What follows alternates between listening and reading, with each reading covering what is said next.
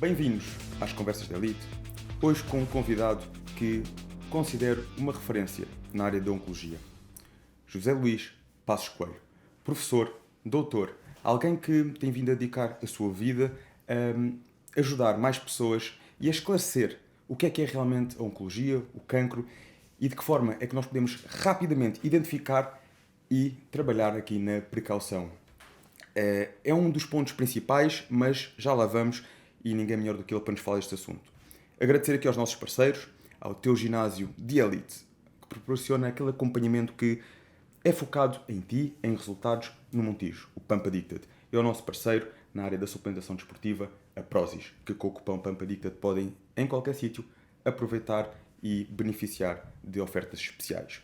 Agora, sem mais delongas, vamos conhecer então aqui um bocadinho do percurso do professor e de que forma tem vindo a dedicar o seu percurso à área da saúde em Portugal. Obrigado pela sua presença aqui hoje. Boa tarde. E, sobretudo, gostaria aqui de, então, começar por perceber ao certo de onde é que veio esta paixão por esta área da saúde e se foi por algum desafio na vida que surgiu, se foi simplesmente uma área que o entusiasmou e como é que surgiu então este entusiasmo. Eu sou oncologista médico, portanto, tenho a especialidade que se dedica ao tratamento com medicamentos, portanto, com fármacos, das doenças oncológicas. Portanto, não é uma especialidade cirúrgica, não opero, é uma especialidade médica de tratamentos. E,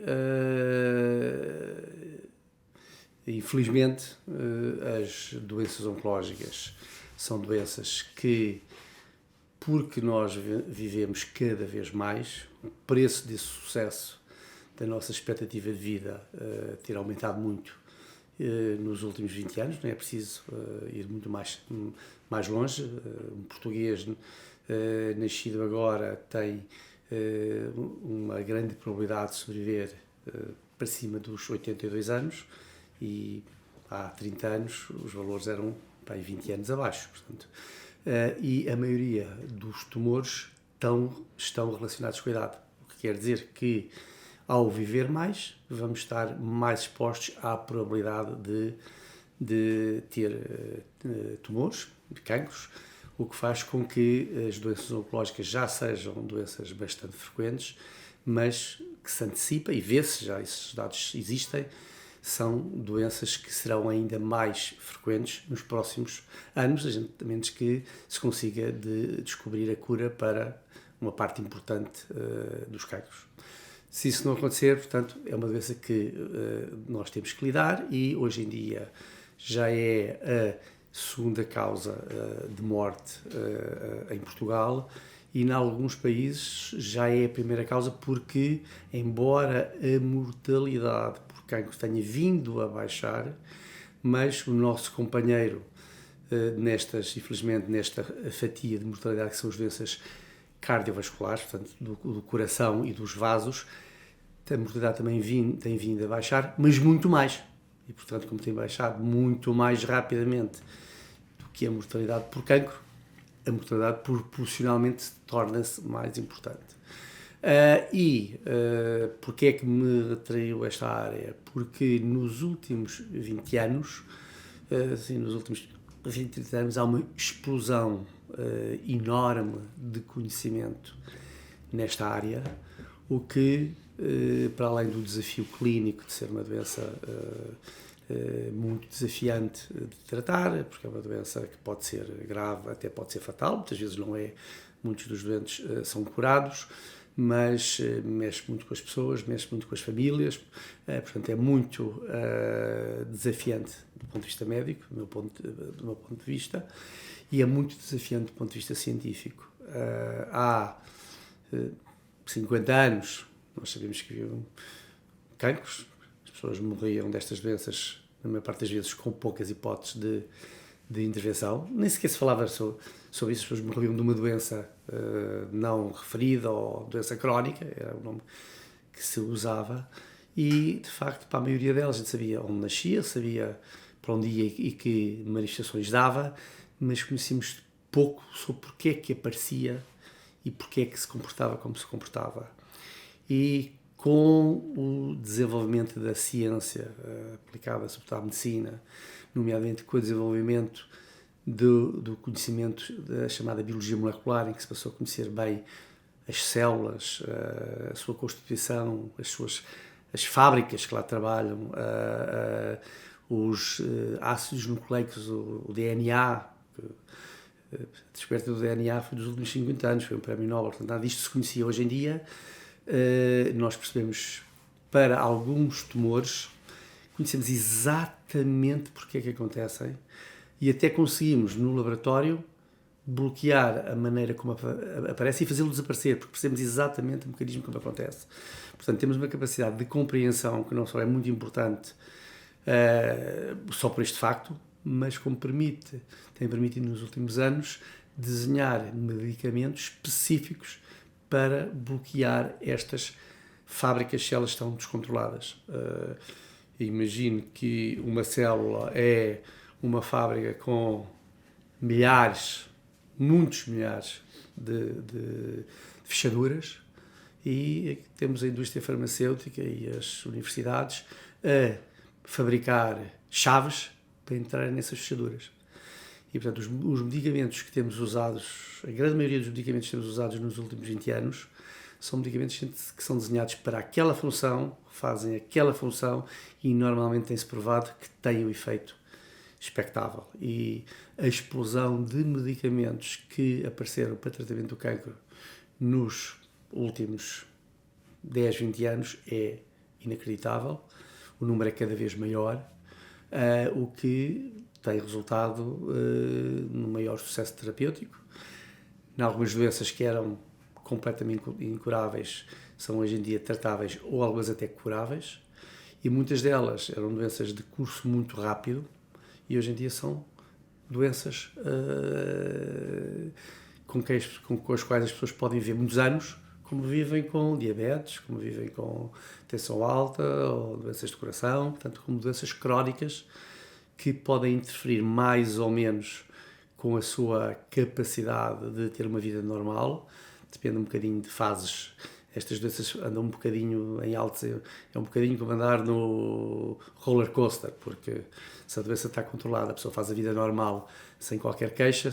Se a doença em determinada altura foge de controle, entra no roller coaster, e portanto a coisa está em uma fase complicada, muda-se o tratamento e muitas vezes é possível voltar, e portanto a pessoa consegue ter períodos importantes de vida normal, que não era cada vez mais.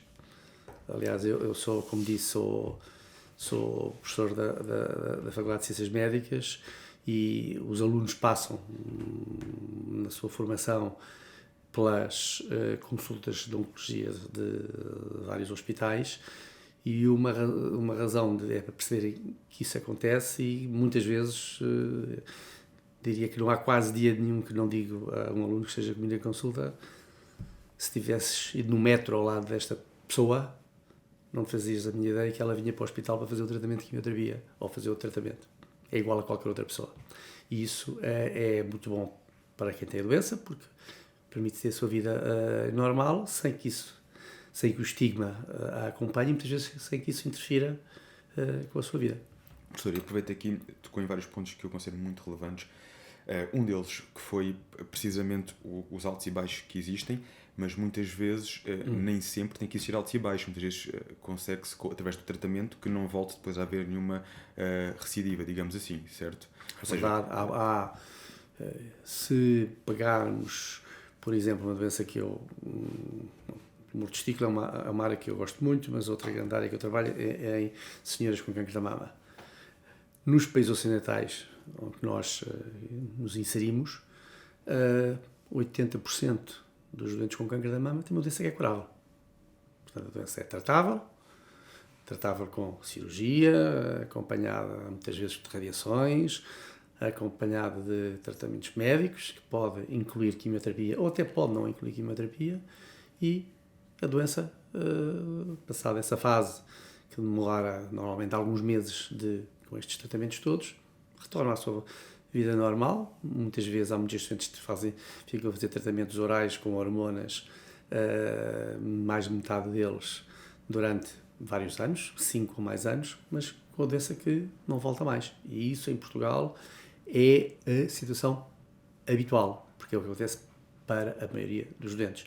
E quem diz para o cancro da mama, diz para o cancro do colo, que é um tumor muito frequente nos homens e nas mulheres, e a muitos outros tumores. Já agora, na situação do cancro do testículo, quais são também aqui a nível de probabilidades, assim, números altos, a probabilidade de haver uma recidiva? O tumor do testículo é o tumor mais frequente nos homens jovens. Os jovens, em princípio, como eu disse, o cancro é uma doença essencialmente de envelhecimento, portanto, os jovens não são supostos ter cancro. São pessoas saudáveis. Tal como as crianças. No entanto, também há cancros nas crianças. Portanto, já respondi à sua pergunta, mas os cancros das crianças são, obviamente, doenças diferentes. Não tem nada a ver, naturalmente, com o envelhecimento. São, a seguir aos acidentes, a segunda causa de morte nas crianças.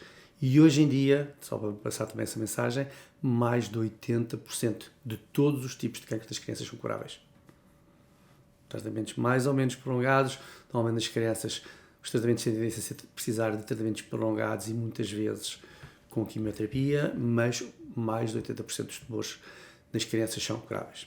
Nos homens jovens, se um homem jovem tem o azar de ter um cancro, à cabeça são mais frequentes, são tumores do testículo.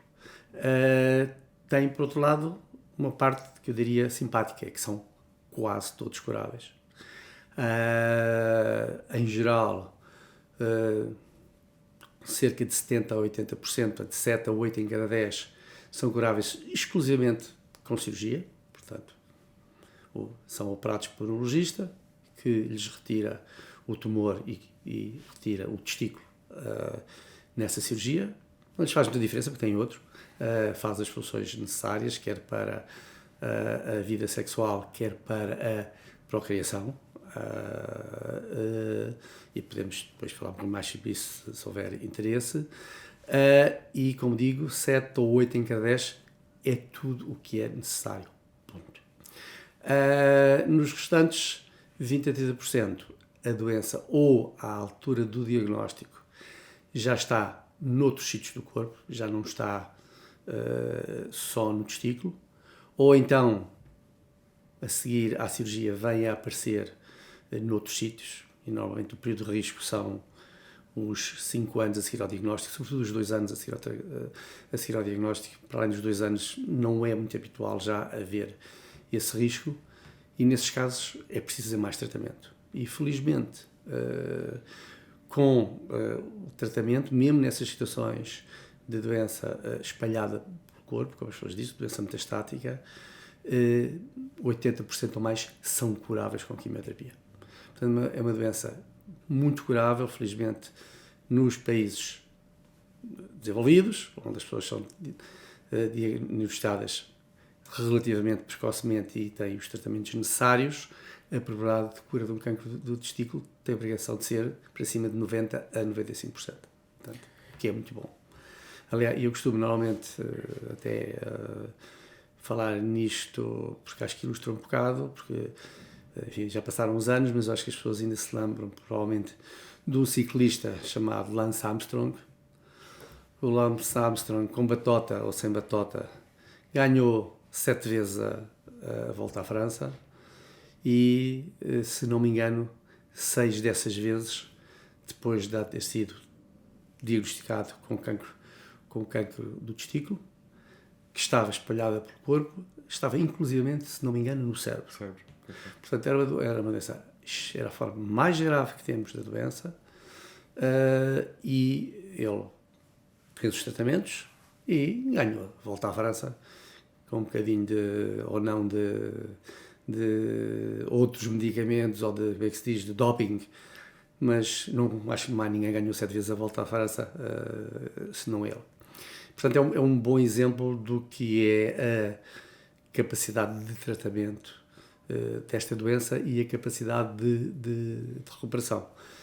Este senhor foi crucificado, diria, se calhar por boas razões, é feio ganhar com batota, mas apesar de tudo, tem que se reconhecer que ele próprio criou uma fundação que recolhia fundos importantes para fomentar a investigação e melhorias no tratamento desta doença. Portanto, com a sua doença, tornou-se um campeão também da causa da doença que teve, como é frequente em muitas pessoas conhecidas, é menos frequente se calhar entre nós, mas em países como, por exemplo, os Estados Unidos, isso é uma coisa que é muito frequente e de facto, foi durante muitos anos o campeão da causa do tumor do testículo.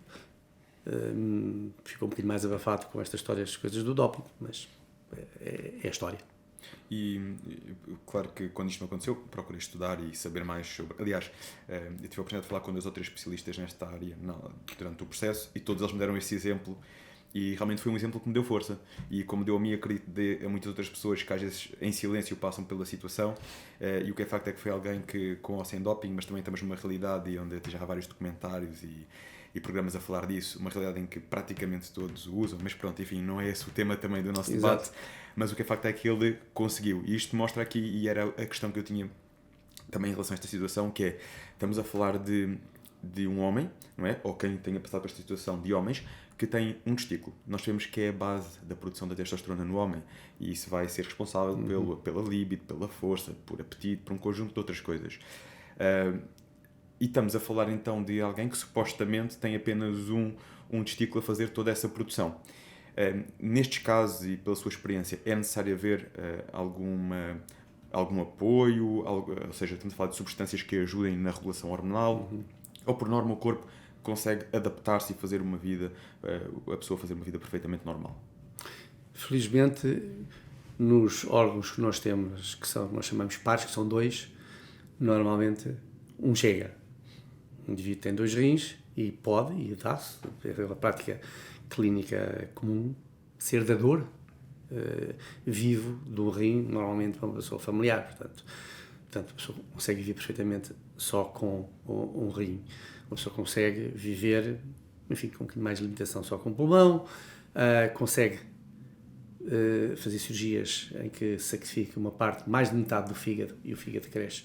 Portanto, os órgãos pares, normalmente o parceiro faz o que é necessário e faz o que é necessário no respeito ao testículo em 2 coisas, como disse, são importantes. Uma, que é a produção de espermatozoides, que garante a fertilidade, a capacidade de ter filhos, por isso é uma das funções do testículo, que tem a ver com um determinado tipo de células, são as células que dão origem aos espermatozoides, e produz testosterona, que é a hormona sexual masculina, que dá a virilidade, a barba, a queda do cabelo, a força muscular, a potência, e que é feita por outras células, mas são ambas do testículo. E normalmente chega um testículo para essa função. Ponto final. Mesmo assim, apesar de um testículo chegar, é possível, no que respeita, se for necessário, em casos raríssimos, em que a pessoa, não, por razões várias, tumores ou outras, não tenham os 2 testículos, uma simples injeção de testosterona mensal ou de 3 em 3 meses restabelece facilmente a função sexual. Não restabelece é a capacidade de ter filhos. Mas, pelo menos no respeito às doenças oncológicas, a gente sabe que vai ter feito uma cirurgia, pode ser necessário ou não fazer quimioterapia. Hoje em dia é extremamente fácil pôr espermatozoides no banco. Alguma gente tem dinheiro no banco para quando tem uma doença, ou quer comprar uma casa depois, ou se tem medo de ter uma reforma curta no futuro, portanto tem o dinheiro ali guardado para o que for preciso. A gente pode fazer uma coisa com os espermatozoides. E pelo menos quando é feita a quimioterapia, porque a cirurgia tira um testículo, mas não mexe no outro, onde fica completamente íntegro. Se bem que há países que recomendam mesmo em pessoas que vão fazer só cirurgia, fazer chamada criopreservação de esperma. Não é a nossa prática entre nós, e eu, pelo menos na minha experiência, nunca nunca doente meu precisou disso, que tenha sido tratado só com cirurgia. Agora, se as pessoas vão fazer quimioterapia, não só perderam o testículo que foi retirado, como vão fazer um medicamento que é tóxico para o testículo restante. Portanto, é extremamente fácil colher, como se faz é exatamente, aliás, isso é feito nos hospitais que se dedicam que têm clínicas ou consultas ou serviços de fertilização in vitro para as pessoas que têm problemas de fecundidade, de esterilidade. O que é feito o esperma é colhido por masturbação, é guardado no frigorífico e, se for preciso, no futuro, vai-se lá buscar para fazer uma fertilização in vitro e assim dar origem a uma gravidez, a uma gestação. Digo que todas as pessoas que eu tratei, que os meus colegas nesta especialidade trataram nos últimos 20 anos e fizeram quimioterapia, seguramente todos fizeram isso.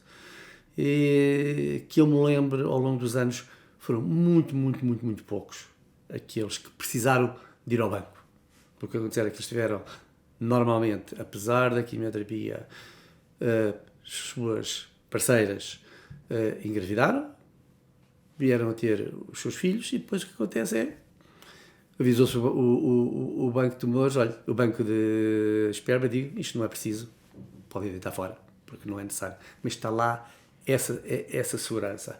Mesmo há uma modalidade terapêutica que se usa pontualmente em situações raras desta doença, que é o tratamento com uma quimioterapia muito agressiva, que implica transplante de medula óssea, uma área que em tempos trabalhei há mais de 10 anos atrás, e aí, porque as doses de quimioterapia são brutais, é a palavra, obviamente também não há doente nenhum que não faça colheita e criopreservação de esperma. Aliás, normalmente já o tem feito porque já fiz tratamentos antes. E tradicionalmente nós aconselhámos as pessoas, não, vai fazer este tratamento e, portanto, esqueça, os filhos vão ser de fertilização in vitro. E depois começámos a perceber que não, havia vários doentes que conseguiam ter filhos na mesma, independentemente apesar de ter feito tratamentos tão agressivos. Portanto, felizmente os testículos são muito resistentes. Os testículos nascem originalmente na zona do rim. Para sobreviverem têm que vir para o frio, por isso têm que vir para as bolsas escrotais, para a parte exterior do organismo, para o escroto, à procura de temperaturas mais baixas. E por isso tem duas coisas engraçadas, desde os médicos, é que há uma doença que as crianças podem ter, não é muito frequente, mas acontece, que é um bloqueio na caminhada dos testículos da região do rim para o escroto e ficam presas no caminho, não chegam cá fora até à idade da puberdade. Essa doença chama-se criptorquidia. E se a criptorquidia não for corrigida até a idade de começo da vida sexual, portanto até à puberdade, esses testículos deixam de ser funcionantes, portanto deixam de produzir espermatozoides como é suposto, e ainda por cima tem um risco maior de vir a dar origem a tumores de testículo. Aliás, é a causa conhecida mais frequente. Na maior das vezes a gente não encontra causa nenhuma, já de ser homem. Mas quando encontra a causa mais frequente é criptorquidia. Por isso é que a criptorquidia tem que ser pesquisada, faz parte do exame normal de uma criança. Normalmente são as mães, tradicionalmente, hoje em dia se calhar já cada vez mais os pais também, mas o caso, a situação clínica habitual é uma mãe que ao dar banho ao filho percebe que o testículo está no sítio. Isso tem que ser corrigido cirurgicamente, e se for corrigido antes da puberdade não tem qualquer espécie de importância. Se não for, isto pode acontecer, e ao longo da minha carreira tive alguns doentes que ilustraram isso. Outra coisa engraçada é que os testículos, como vêm da zona do rim e vêm para o escroto, quando nas situações dos tumores do testículo, quando o tumor sai do testículo, sítio mais frequente para onde vai é para os gânglios linfáticos na zona do rim. Portanto, como que recapitula aquilo que foi o seu desenvolvimento na barriga da mãe. Portanto, isso é importante também na maneira como a gente segue estes doentes, nos exames que tem que fazer. Por isso é que estes doentes fazem tactos abdominais para especificamente olhar para esta zona. E também um dos sítios mais frequentes é os pulmões, não é? A seguir, A seguir. E é possível passar para os pulmões sem passar pelos rins? Sim e não.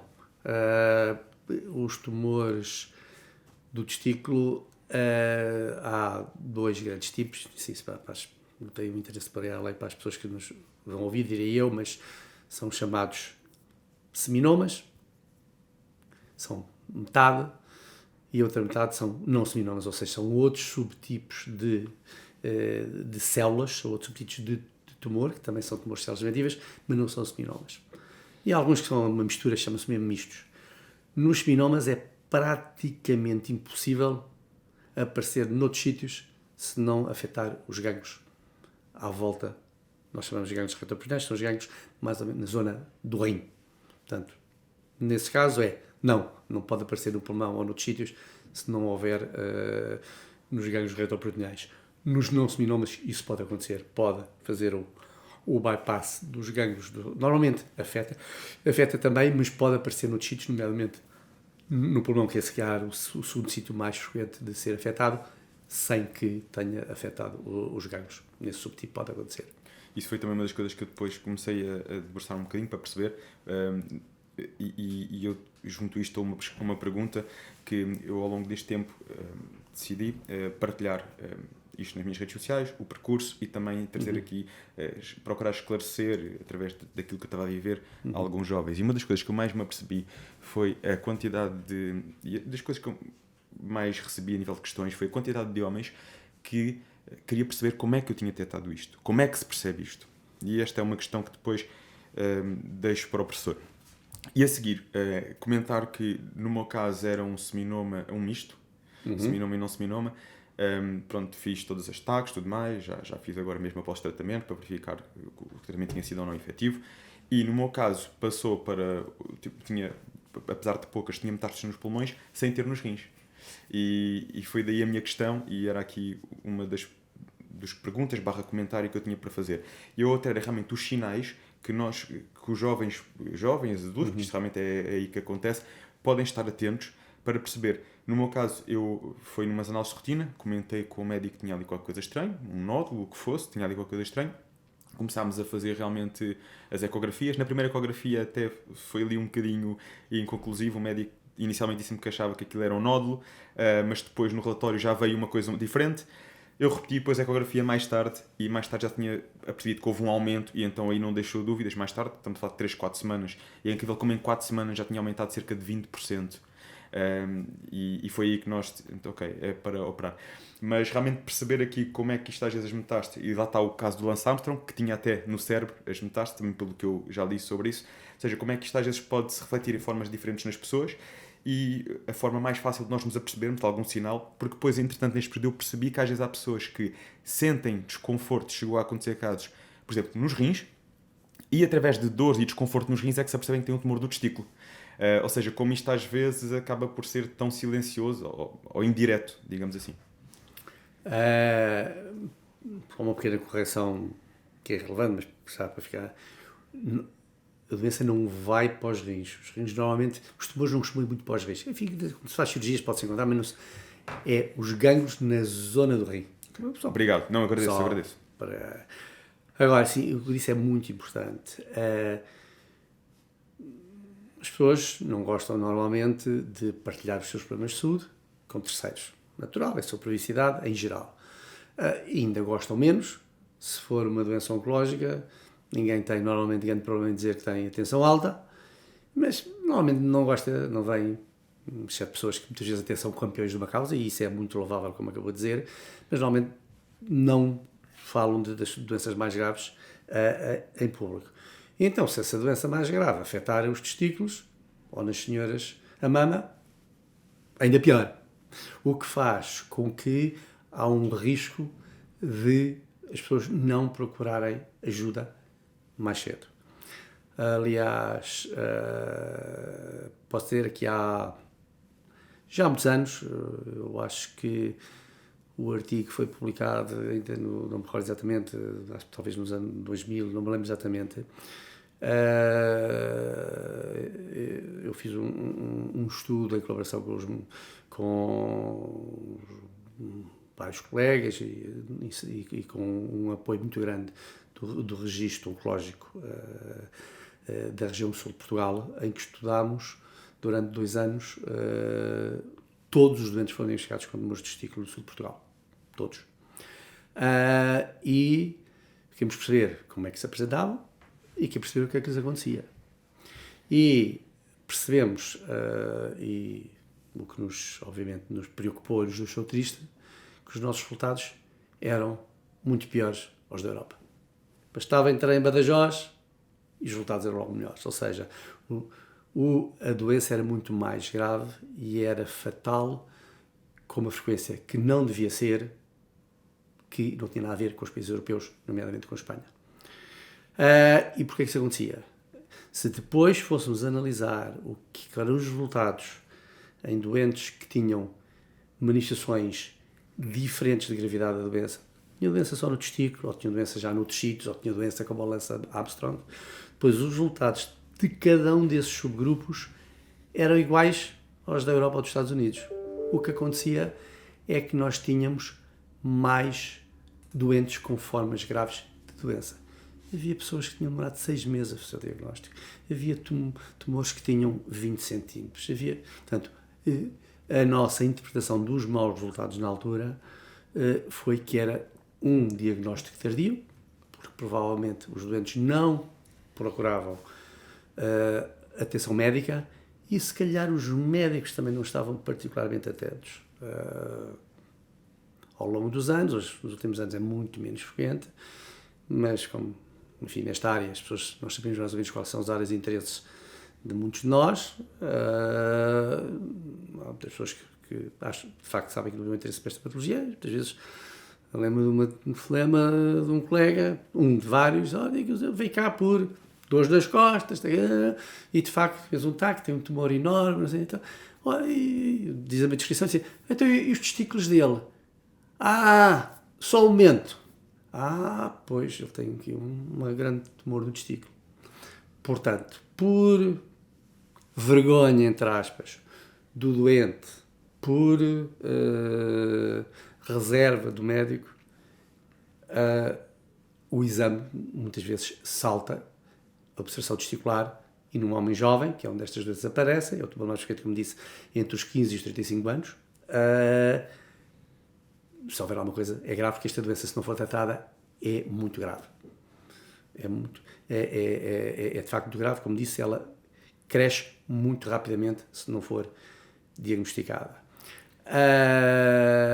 E, aliás, temos os resultados, por acaso, uma colega minha, a doutora Margarida Brito, que é oncologista no UPO de Lisboa, 10 anos depois voltou a fazer este estudo, e aliás tem esse estudo neste momento pronto para ser publicado, e os nossos resultados já são iguais aos da Europa. Portanto, já estamos num país civilizados, portanto, podemos olhar para esta doença com o otimismo que ela merece. Mas, de facto, é crítico que esta doença aparece essencialmente de 2 maneiras diferentes. Uma é o próprio, que nota um aumento de tamanho do testículo ou um nódulo no testículo, e aquilo que se deve dizer e que responde à validade, até prova em contrário, num homem jovem, um testículo aumentado de tamanho com nódulo é um cancro de testículo. Até prova em contrário. Portanto, o que se tem que provar é que possa não ser, porque até prova em contrário é o que é. E, normalmente, a ecografia é o que basta para fazer o diagnóstico. Não é preciso coisas muito sofisticadas, taques, ressonâncias, PETs. A ecografia, a velhinha ecografia, que não tem radiações, que não faz mal a ninguém, que é fácil de fazer, desde que se seja por quem sabe fazer, é o melhor exame de diagnóstico. Portanto, às vezes pode haver alguma dúvida, pode precisar de ser confirmada, como disse, em poucas semanas, não é meses depois, é pouco tempo depois, para tem normalmente achados muito característicos e, portanto, é a maneira de fazer o diagnóstico. Portanto, é preciso que a pessoa note e depois é preciso que a pessoa procure ajuda, porque senão...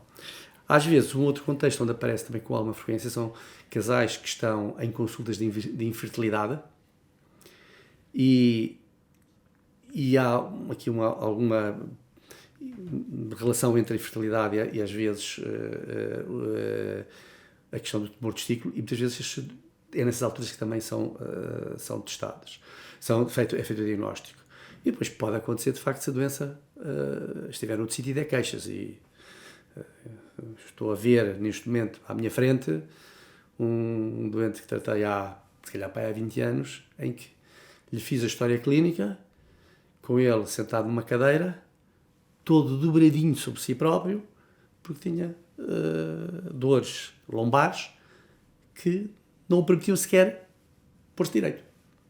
A coisa boa desta doença, isto era porque tinha os tais gânglios muito aumentados na zona do rim, que apanha ali os nervos que vão para as pernas, e isso causa dores importantes, ou às vezes até coisas mais graves do que isso. A coisa boa é que 3 semanas depois de começar a quimioterapia, já andava e sentava normalmente e dava uma história e uma conversa normal. Mas eu lembro perfeitamente de ver o senhor sentado na cadeira em que fizemos a história há muitos anos. E isto não é seguramente um caso único. Portanto, eu acho que o que é de facto importante é atenção. Não é preciso histeria nenhuma, porque isto é uma doença pouco frequente. É um dos tumores mais raros. Agora, é altamente curável, como disse. Tem a probabilidade de cura para ser para cima de 90% ou até 95%. Portanto, é preciso ter muito azar para não acontecer. Mas o diagnóstico precoce é muito importante. Portanto, quem tem a queixa tem que procurar um médico e tem que fazer a avaliação. Não pode andar a ver se passa com o tempo, porque não é o caminho a seguir. E falámos também aqui na parte do desenvolvimento, que é uma dos testículos, quando esse desenvolvimento não acontece normalmente, que é uma das principais causas que depois poderá originar isto. Há outras assim claras, ou ainda é uma área que tem pouco conhecimento das causas que realmente podem originar? As causas são, como lhe disse, são essencialmente criptorquidia, é a mais frequente. A outra é ter um irmão com tumor de testículo, aumenta o risco. E os casos de infertilidade também aumentam um bocadinho o risco. E essencialmente não há muitas mais. Portanto, no grosso das pessoas, a gente não sabe porquê. Ponto final. E agora, porque eu disse isto porque também ouvi, entre os vários especialistas que eu tive a oportunidade de falar neste período, ouvi muito essa expressão, até porque sou atleta, faço isso, a minha vida, para mim, o exercício físico sempre esteve presente, tenho imensos cuidados com a alimentação, tudo aquilo que supostamente é um estilo de vida saudável, e nós sabemos que a alimentação é muito importante, até para evitar o próprio desenvolvimento de células cancerígenas e tudo mais, o exercício físico, a oxigenação celular, tudo mais. E foi-me acontecer, não é? Por isso, foi logicamente uma das questões que eu pensei muitas vezes. O que é que eu fiz mal? O que é que eu fiz de errado, não é? E vários especialistas me disseram, David, simplesmente tiveste azar. E isto depois leva-me aqui para outra questão, que eu sei que há quem fale destes assuntos e pergunto-lhe assim qual é a sua visão em relação a isto. Eu sei que muitas vezes o médico está direcionado para a prescrição do medicamento para tratar determinada doença, mas às vezes poderá haver aqui situações emocionais relacionadas, no geral, com os tumores, no geral. Já nem estou a falar deste em concreto. Digo isto porque houve já alguns relatos de, por exemplo, situações relacionadas com o útero em mães que perderam os filhos, coisas desse género. Já se vê assim alguns relatos deste género que possa criar uma certa relação devido à parte emocional. O professor vê alguma relação nisto ou não? Que eu saiba, não me estou a lembrar de nenhuma doença oncológica que a gente tenha evidência dessa associação. Sabe-se, por exemplo, eu acho que esses dados se mantêm reais, que os viúvos, homens, mas viúvas acho que não, mas nos viúvos homens, têm um maior risco de morte no ano ou nos 2 anos seguintes depois de ficarem viúvos. Mas acho que não é de cancro, é de outras coisas. Tudo, portanto, em termos de doenças oncológicas, não, a associação, que eu saiba, não está documentada. Agora, há muitas coisas que sim, que a gente tem um grande, bem, o típico, à cabeça, o tabaco. Não é? Um fumador tem 80 vezes probabilidade superior de ter um cancro do pulmão do que um não fumador. Portanto, não é... Também há pessoas não fumadores que têm cancro do pulmão, mas é uma doença claramente dos fumadores. E quem diz cancro do pulmão, diz cancro da língua, toda a cavidade oral, laringe, estômago, bexiga, todo, tabaco. Obesidade, hoje em dia, é o tabaco do nosso século. Há vários tumores que estão relacionados ou com a obesidade, aumentar o risco da doença aparecer ou da doença ser mais agressiva. Por exemplo, as mulheres pós-menopausa obesas têm mais risco de ter cancro do útero, por exemplo. Isso é chamado de cancro do endométrio. Da forma mais frequente de cancros da mama, que são os tumores que têm receptores, em cujas células têm receptores para as hormonas e que são tratadas com as hormonas e que são 60% dos casos, o sucesso terapêutico é menor nas mulheres obesas do que as mulheres com peso normal. Portanto, a obesidade, para além de aumentar o risco das doenças cardíacas, vasculares, hipertensão, não é? Também é importante no cancro. A alimentação também é importante, para além da obesidade, se calhar não tão forte como isto que falei, mas é bom ter uma alimentação rica em vegetais, moderada em carnes vermelhas. Isso tem uma relação, nomeadamente, com os tumores do cólon e reto, que é o segundo tumor mais frequente. E, por exemplo, há um cancro cuja incidência, ou seja, cujo número dos casos tem diminuído muito nos últimos 50 anos, e não tem nada a ver com os médicos nem com a medicina, tem a ver com frigoríficos. O estômago. Nós, em Portugal, ainda somos dos países do mundo com maior incidência de cancro de estômago, muito mais do que outros países da Europa, mas também era um tumor mais frequente em geral. Isso tinha a ver muito com carnes que eram os fumeiros, todas as coisas de preservação. Era o pré-frigorífico. Quando aparece o frigorífico, o cancro do estômago começou a diminuir marcadamente. Portanto, há várias coisas de facto que são importantes e o exercício físico também tem seguramente um papel independente do peso. Há uma senhora enfermeira inglesa, Leslie Fallowfield, ela não é a única, mas fez um estudo com mulheres com câncer da mama e que demonstrou que pessoas que fizessem, se não me engano, eram 3 ou 5 horas, já me recordo, de exercício por semana, que fizesse suar, portanto não é só passear aqui na borda do rio, que assim em Montijo fazer o exercício, que fizesse suar, a redução de risco de câncer da mama era igual a algumas outras intervenções que nós usamos como medicamentos. Portanto, de facto, o exercício além de ter as pessoas mais fit, do ponto de vista cardíaco e vascular, também é importante do ponto de vista oncológico. Professor, pergunto-lhe agora se realmente há aqui evidências em relação a isto, que é o LDN, em inglês, aliás, falando aqui em português, doses baixas de naltrexone, não queria dizer aqui o nome incorreto, naltrexone, que veio a haver aqui já alguns relatos que baixas doses deste medicamento poderiam ajudar na redução da propagação de células cancerígenas. Eu não conheço, não sei. Pronto, isto é algo que tem vindo a ser falado, sobretudo já por alguns médicos, até no Brasil, e gostaria de saber a sua opinião, mas quando não conhece, não falamos. Outro assunto que eu queria aqui perceber, e também saber a sua opinião, se tem ou não alguma influência, é o jejum intermitente. O jejum também tem vindo a ser falado, sobretudo por alguns investigadores, cientistas, que pode ajudar na parte, muitas vezes, da limpeza, através da autofagia, da limpeza de células mortas e também neste processo de rejuvenescimento, digamos assim. Acredita que possa ter algum benefício em alguém que tenha tido esta doença, ou é algo que também é irrelevante nestas situações?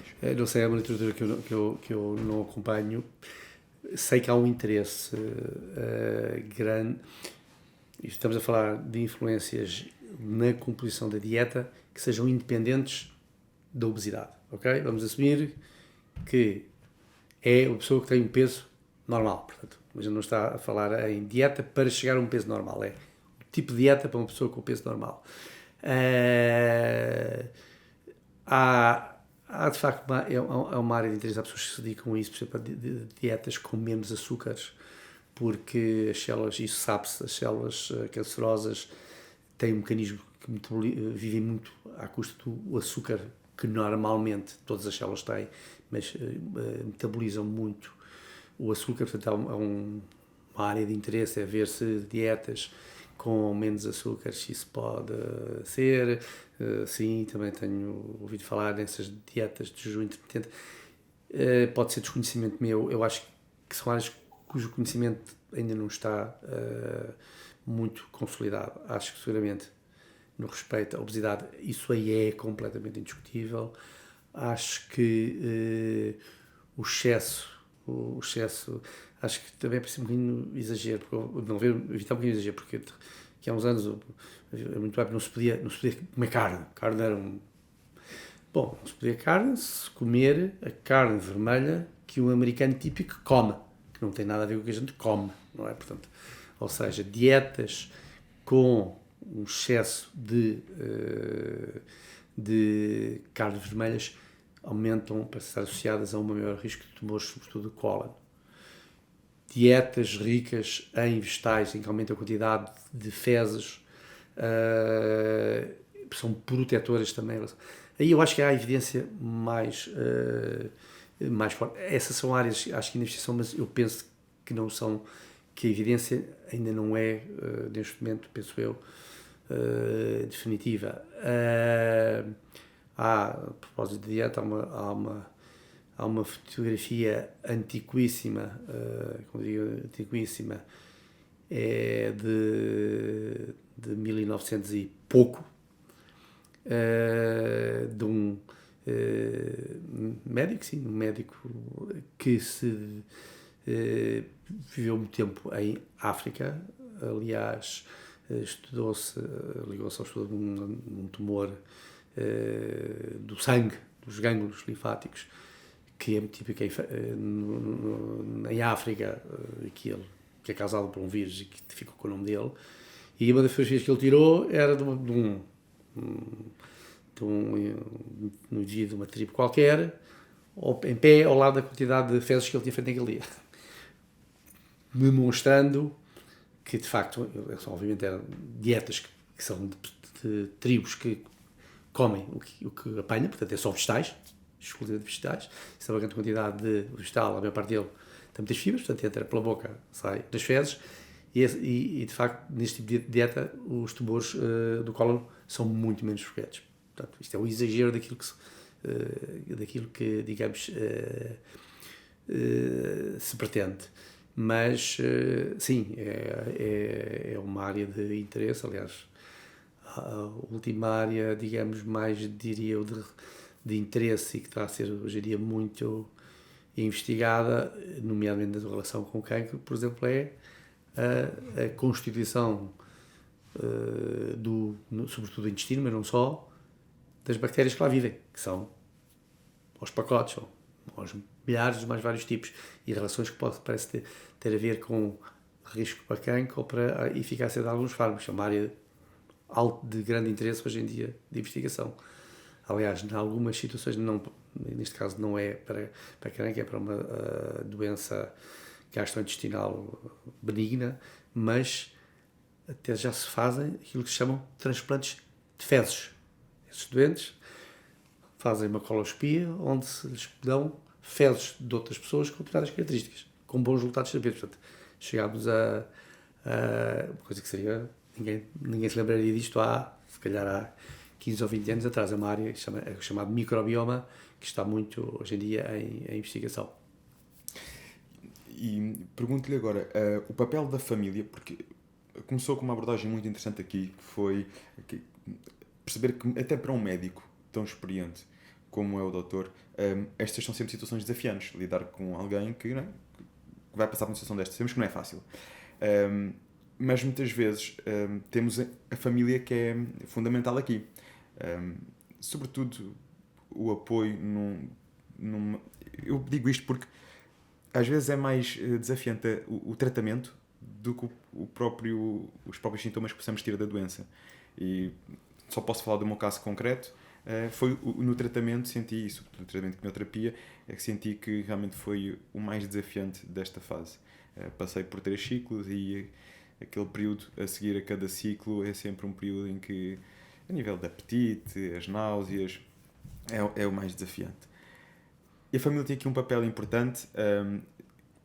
Como é que vê isto entre pessoas que já acompanhou e às vezes até aqui o que é que realmente pode ser feito por parte da família para ajudar aquela pessoa? Porque às vezes queremos ver os entes queridos de alguma forma a querer ajudar e vêm-se de mãos e pés atados porque não há grande coisa que possam fazer, não é? É um caminho que temos que passar por ele e confiar na medicina, confiar nos médicos.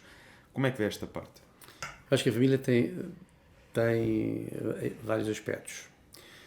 Primeiro é que, no respeito às doenças oncológicas, é que quer os doentes, quer as famílias, têm noção que estas doenças, muitas delas, ou a maioria delas, põem o risco de vida para a pessoa. Que é uma coisa que normalmente a pessoa não pensa muito quando vai ao médico. Mesmo que tenha uma dor no peito, que possa até ser o sintoma do infarto, que também pode ser fatal, mas não é, eu diria que não está tanto no consciente das pessoas como estão as doenças oncológicas. Quer para os doentes, quer para a família. O outro aspecto importante é que, como disse, a maior parte dos tumores, não se aplica aos tumores de testículo, mas são doenças do envelhecimento. E para lhe dar um exemplo, em Portugal, isto é igual aos países desenvolvidos, mas em Portugal é assim, as pessoas que morrem de doenças cardiovasculares, que são a principal causa de morte, 90% delas têm mais de 65 anos. Portanto, apesar de tudo, são pessoas que têm esta doença numa fase já um pouco... Enfim, hoje em dia o fim de vida é um bocadinho diferente do que era há 20 anos, porque as pessoas hoje em dia chegam aos 80 anos com muita facilidade, mas numa fase em que estão a chegar à reforma ou já estão reformadas, já não são muitas vezes sequer o suporte da família. Pelo contrário, nas doenças oncológicas, embora de facto seja uma doença de envelhecimento, 30% dos doentes que morrem de cancro têm menos de 65 anos. Portanto, muitas destas pessoas são parte do sustento da família, sustento financeiro, sustento emocional, têm filhos pequenos, por aí fora, não é? Portanto, isto mexe claramente com a família. Mexe pelo risco, mexe pelo aspecto de funcionamento da dinâmica familiar diária e mexe no aspecto económico, porque não só as pessoas muitas vezes deixam de trabalhar temporariamente, como as despesas inerentes ao tratamento e tudo o que envolve não são de todo irrelevantes. Portanto, é preciso dar de facto apoio emocional não só ao doente, mas à família, e muitas vezes isto, obviamente, estas doenças são tratadas a nível hospitalar, quase sempre, portanto não são normalmente em consultórios, portanto a maioria dos hospitais tem grupos de apoio que, para além, obviamente, do médico assistente, que é a pessoa que tem de dar mais apoio, que é a pessoa que tem a relação direta com a pessoa, mas pode e deve sempre necessário facultar acesso a outros profissionais de áreas que ajudam neste apoio, nomeadamente apoio psicológico, psiquiátrico, e há muitas vezes até grupos de apoio, que até nem têm necessariamente médicos, têm muitas vezes até grupos de apoio de doentes, e a experiência, pelo menos no hospital onde eu trabalho, e outras pessoas que têm falado noutros sítios, os doentes gostam muito, sentem-se muito apoiados com esse tipo de partilha de experiências, partilha de riscos, portanto, não só há um apoio que os profissionais de saúde podem dar ao doente e à família, como o próprio autoajuda em grupos de doentes. E depois há uma coisa que a gente também vê, às vezes, quando as coisas de facto não têm o sucesso que a gente deseja e as pessoas morrem, às vezes há filhos pequenos, portanto, esse apoio também é preciso, muitas vezes, continuar a dar apoio às famílias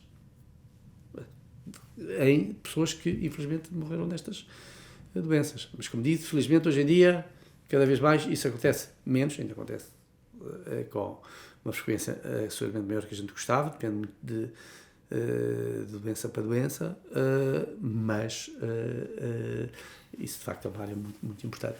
E isso aí trabalha muito médicos, enfermeiros, psicólogos, psiquiatras, é um pouco este grupo de profissionais que podem ajudar.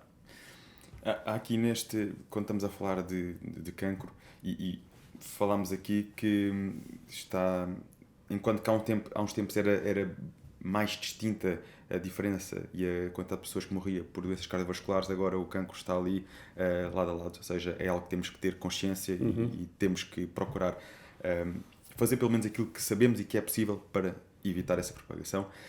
Mas quando nós sabemos, e sabemos que a maior parte das vezes está associada ao envelhecimento, e que mais ou menos quais poderão ser as causas, a alimentação, a ausência de exercício físico, tabagismo, podemos perceber que aquela pessoa pode ter acontecido por isto ou aquilo, mas há situações em que é difícil perceber.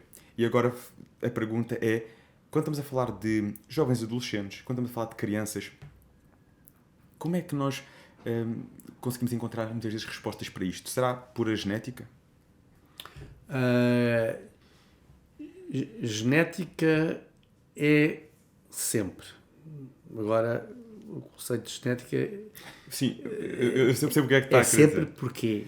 Porque um cancro, já tem uma pneumonia, a doença não é... Seguramente também é um componente que há de ser nosso, mas a doença é sobretudo de um bicho que entrou na nossa via respiratória e causou a doença, ok? Portanto, é uma coisa externa, não é? Se for uma cirrose hepática, é seguramente externa. Se for causada por álcool, é seguramente externa. É porque se bebeu muito álcool. Okay? O cancro não. É as nossas células normais que se estragaram. As células estão sempre...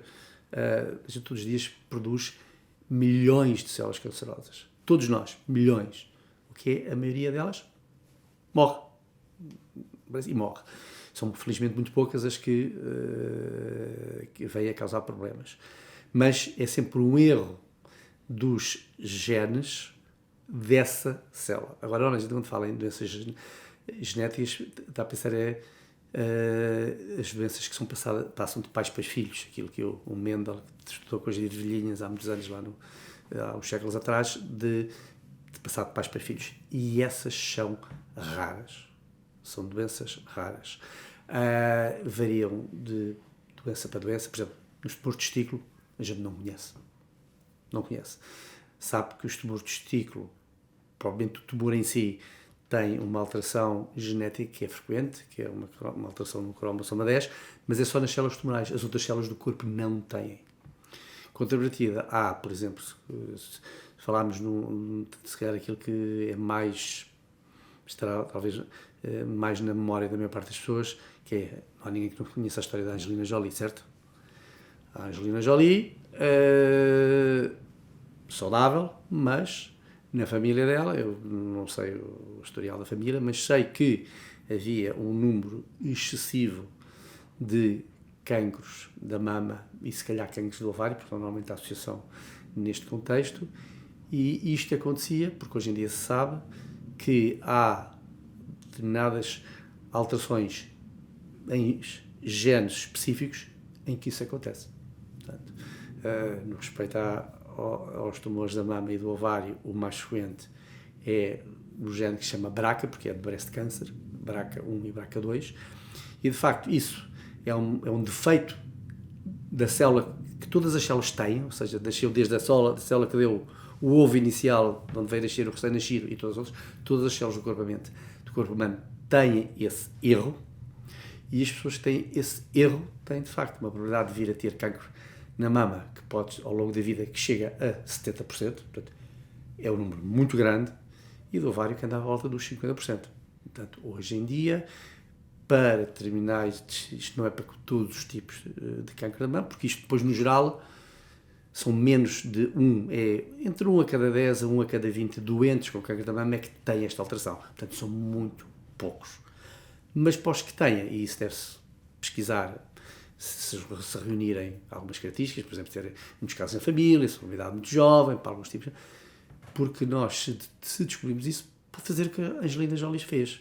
Ok, eu gosto muito de ser como sou, mas prefiro tirar as 2 mamas e fazer uma reconstrução, tirar os meus ovários e não ter cancro. E foi o que ela fez, portanto, e o assumiu e é um campeão dessa causa. Isso, cada vez há mais situações destas. Embora, no geral, representem uma minoria dos casos de cancro.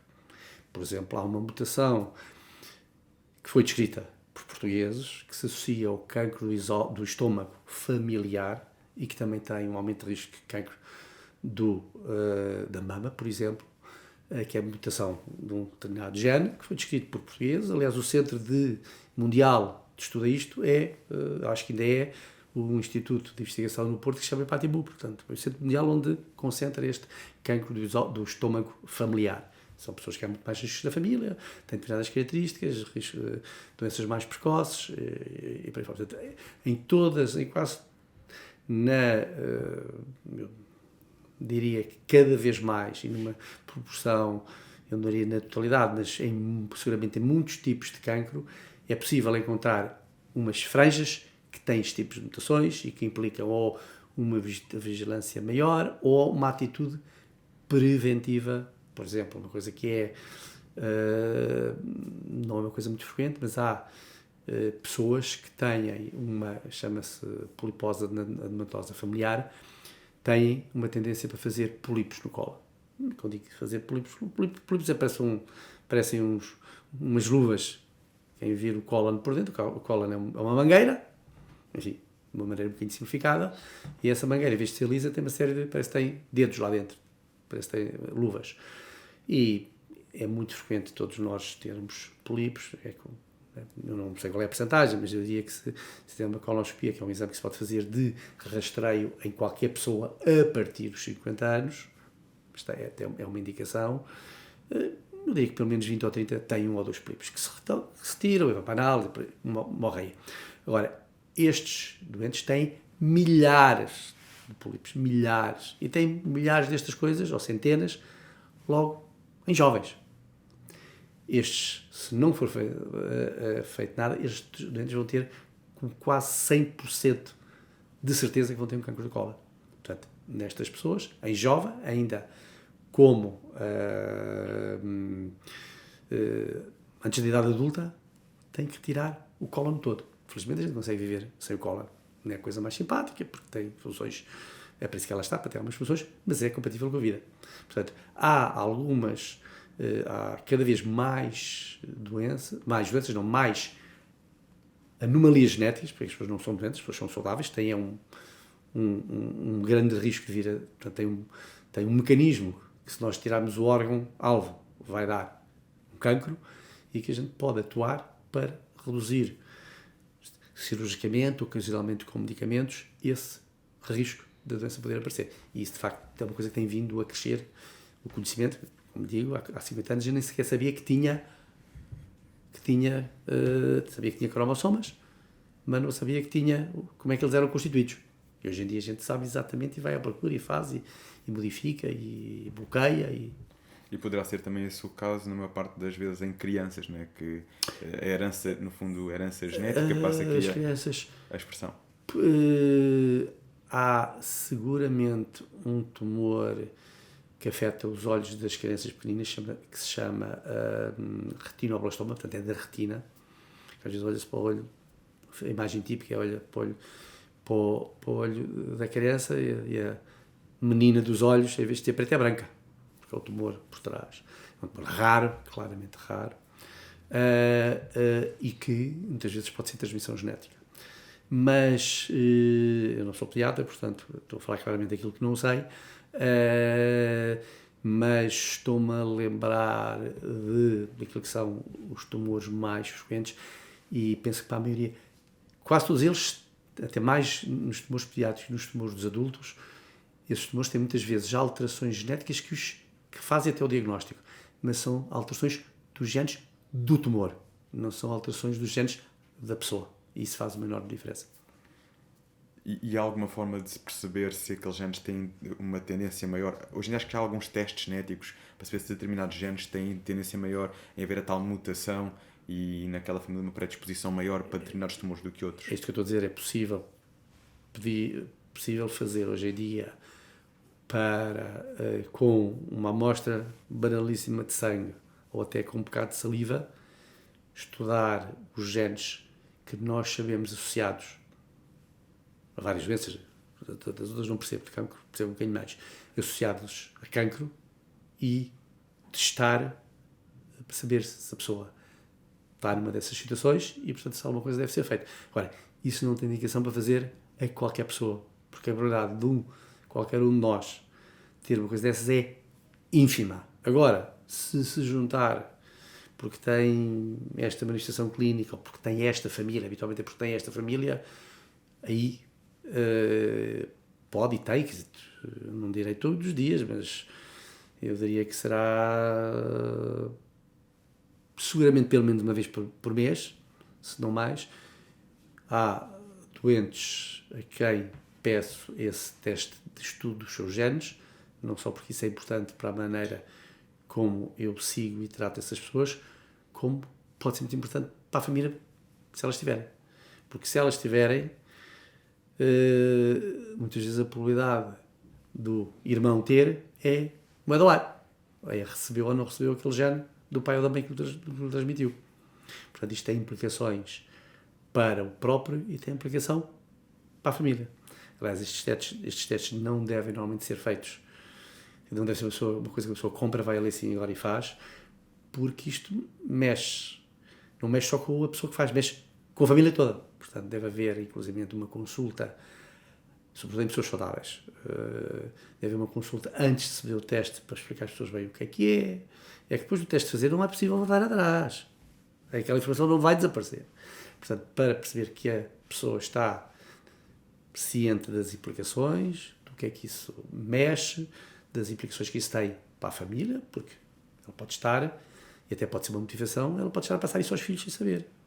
Não é? Portanto, isto é um assunto que, aliás, a legislação portuguesa é muito até apertada da realização destes testes. Há perguntas mais frequentes que acha que por acaso não foram aqui faladas, que considera relevantes tocarmos, com base também na sua experiência e no tempo que já tem dedicado a esta área? Eu acho que, se calhar, as duas grandes mensagens que eu diria que os oncologistas gostam de deixar e eu incluo-me nesse grupo é, primeiro, incentivar o máximo possível a redução do risco. Ninguém quer ficar doente. E ninguém quer ficar doente com cancro, seguramente. Certo? Portanto, deve fazer aquilo que está ao seu alcance para que isso não aconteça. E isso são, essencialmente, duas coisas, que são os comportamentos de risco, que já falámos um bocado, portanto, o álcool, a obesidade, a dieta, o exercício, cuidado com o sol. Aqui, infelizmente, não estamos na televisão, não se vê que eu estou relativamente bronzeado. Enfim,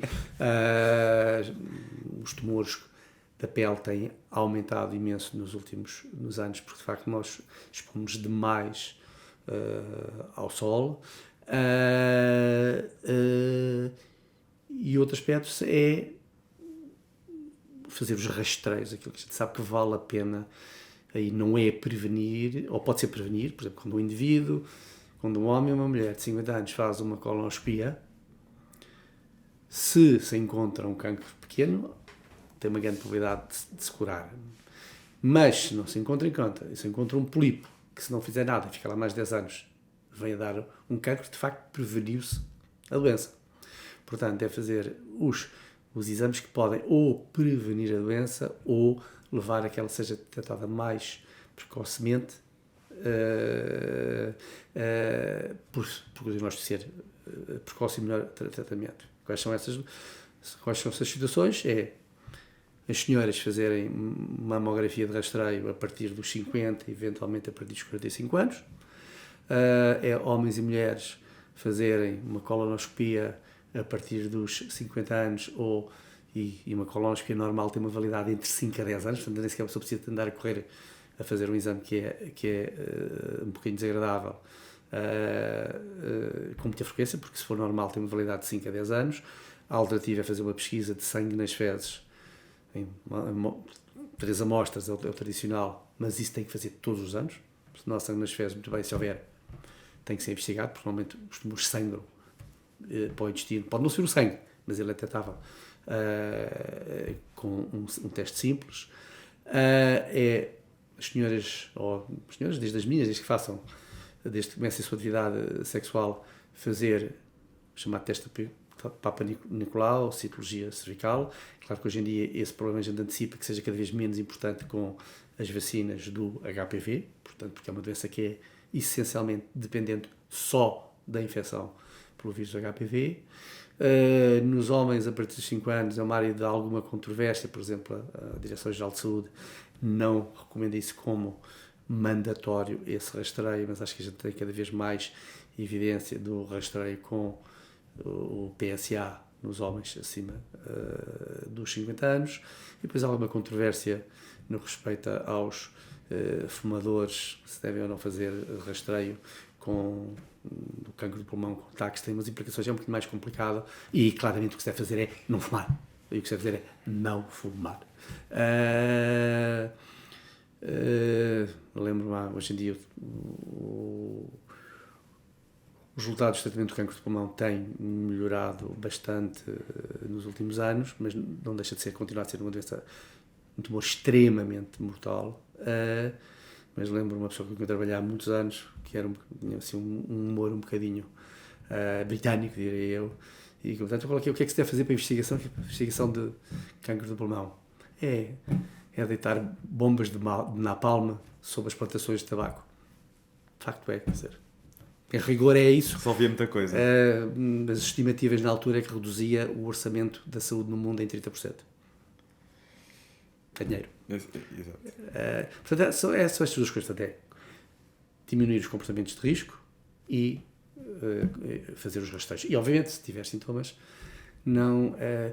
hoje em dia ainda se vê, e para mim é difícil de perceber,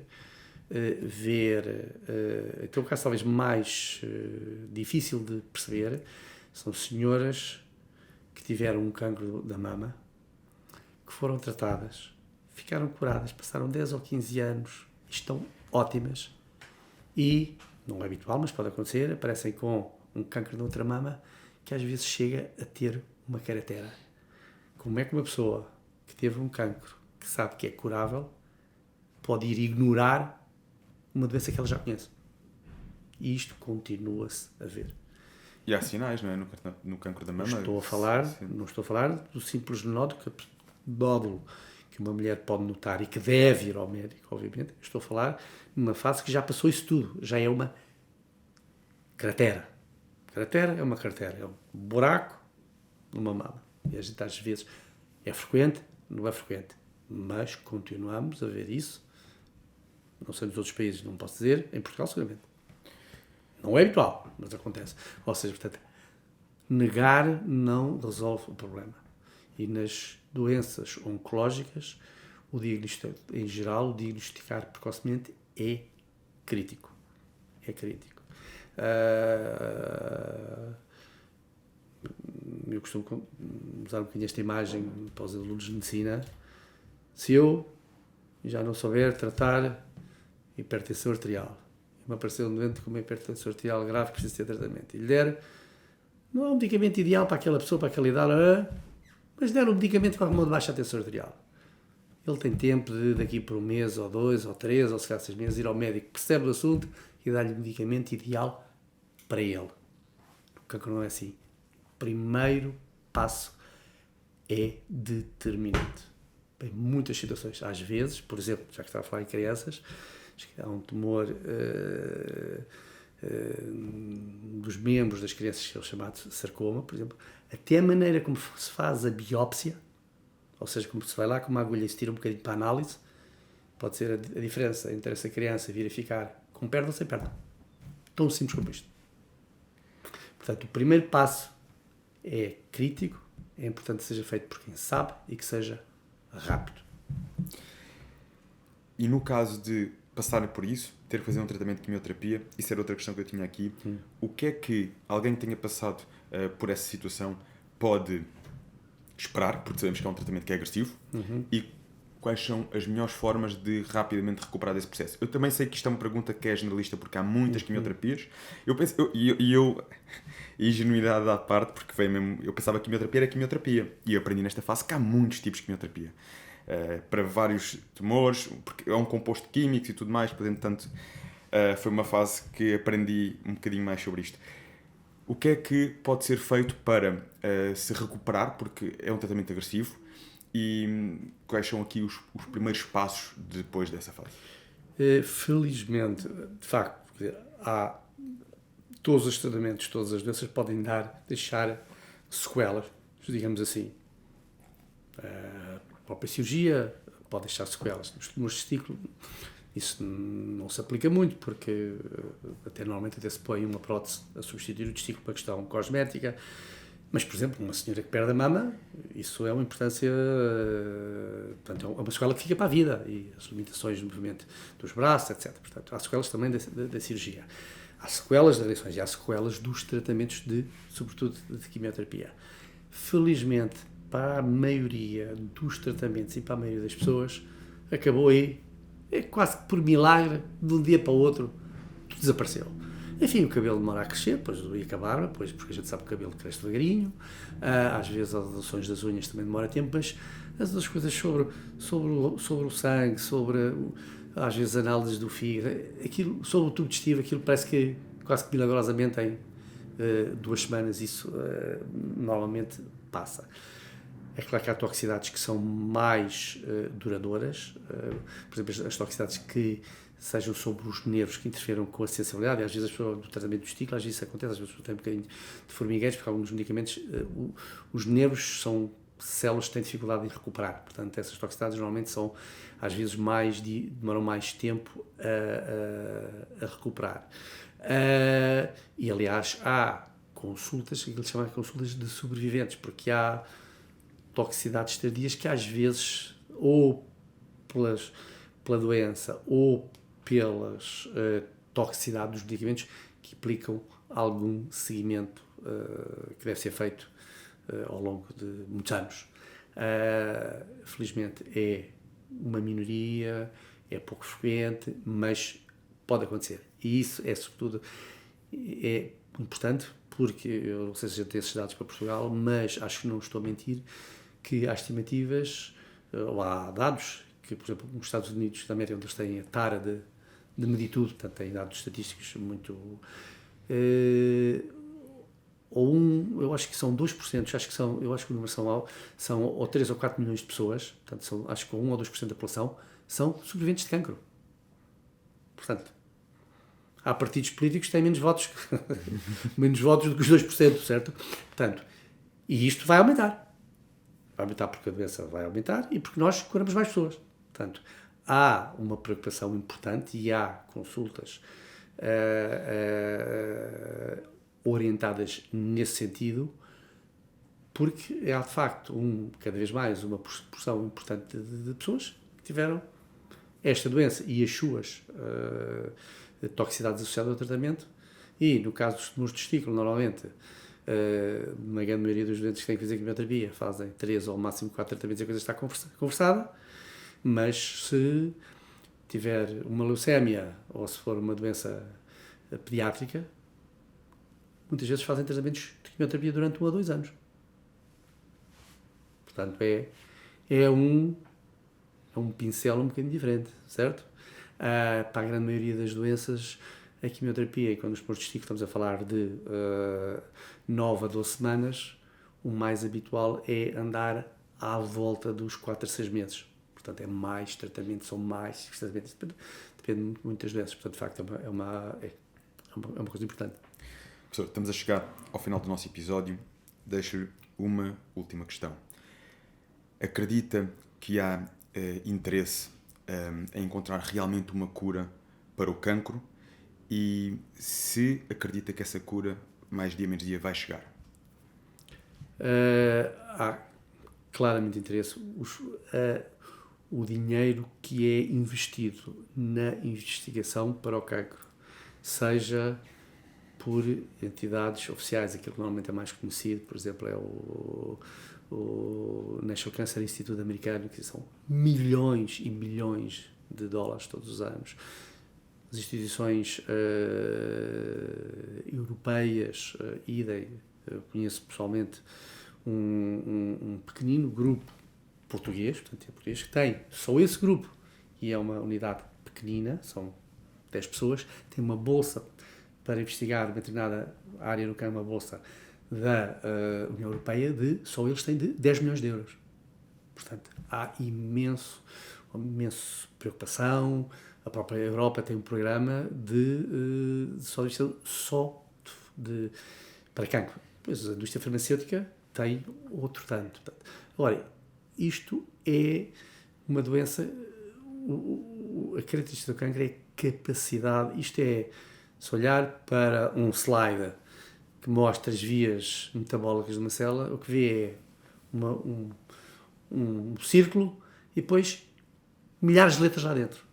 Aquilo seta para a direita, seta para baixo, faz para os sítios. Portanto, ou seja, as células são mecanismos ultra complexos e nós não podemos atirar a um doente 60 medicamentos ao mesmo tempo, porque 60 medicamentos é 60 toxicidades e normalmente isso não é possível. Portanto, os tumores, por isso é que esta história do roller coaster, do andar abaixo, é porque eles que conseguem muito arranjar vias de escape àquilo que a gente está.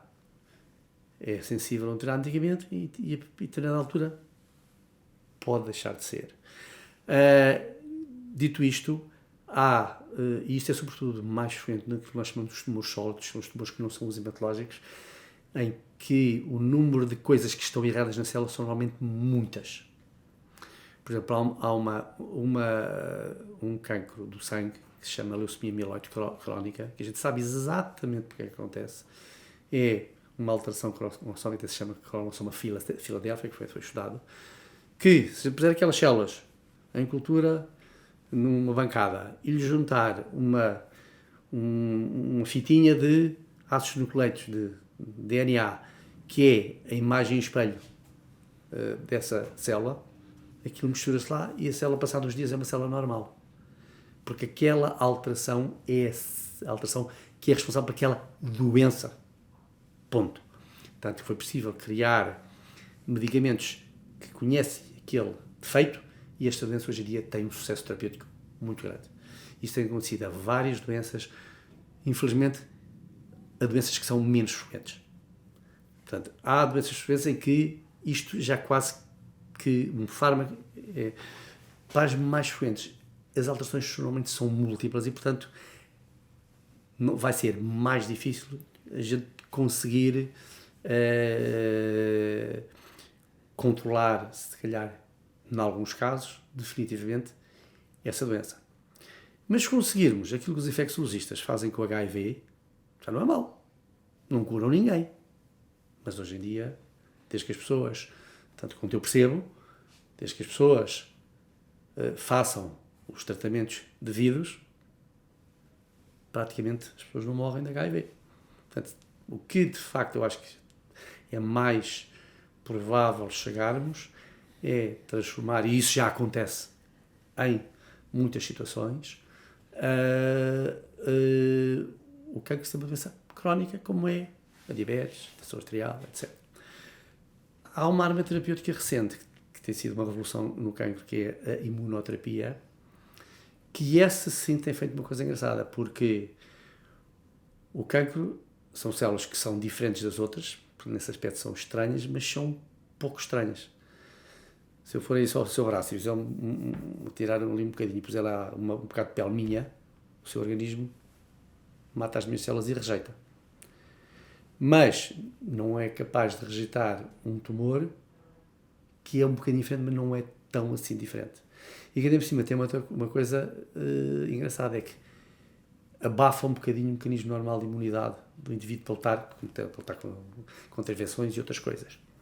E hoje em dia, de facto, há fármacos que o que fazem é tirar como se tirassem o pé do travão desta travão que está sobre a nossa imunidade normal. E isso fez com que duas doenças muito graves e altamente letais, como o câncer do pulmão ou o melanoma maligno, em formas de doença metastática, um tratamento com este tratamento limitado no tempo, há doentes que pararam o tratamento e nunca mais tiveram a doença. Alguns já há 5 anos.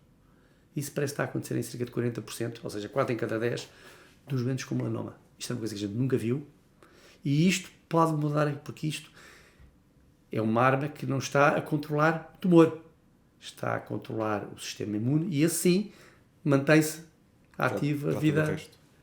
Portanto, isso pode ajudar e tem ajudado imenso em termos de melanoma é uma diferença abissal.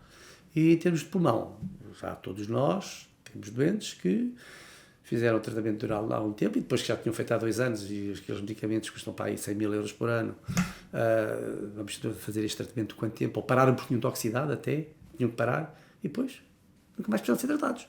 E passou 1 ano, passaram 2, ainda alguns já passaram 5 anos. Portanto, temos aqui alguma esperança nesta área também. Ok? Muito bom. E como é que as pessoas o podem encontrar? Por aí nas ruas. Por aí nas ruas, redes sociais, que têm-se algum local mais... Não, sou... O meu tempo é muito escasso, livre e, portanto, protejo muito. E agora, posso lhe dizer que está para aí há um mês, por causa de uma coisa que me mandaram que implicava para ver, não conseguia ver, uma coisa que ia ver, por causa dos golfinhos no Tejo. Tinha que ligar ao Instagram. Então, está bem, eu lá vim para ver os golfinhos. No dia seguinte tinha 4 pessoas assim, já saí do Instagram, estou feito. Não, tirar já. Portanto, não estou na mesma onda. Provavelmente por isto que... Agora vão poder, quando procurarem por José Passos Coelho, vão poder acompanhá-lo aqui no nosso podcast. Muito obrigado pela sua presença. Temos aqui uma lembrança. Hoje vai com o seu carro mais florido para Lisboa. De regresso aqui Uau, à sim, casa. Senhor. Muito obrigado. Do nosso parceiro Flores no Cais. Vou oferecer à minha mulher, digo-lhe que foi o que eu me lembrei. Com certeza. Espero só que ela não veja depois o episódio. Muito obrigado pela sua presença.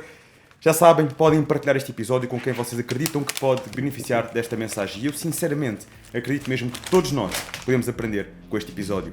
Conta connosco. Contamos convosco.